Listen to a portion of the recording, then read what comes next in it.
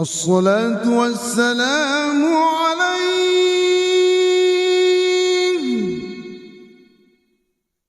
يا إمام المجاهدين،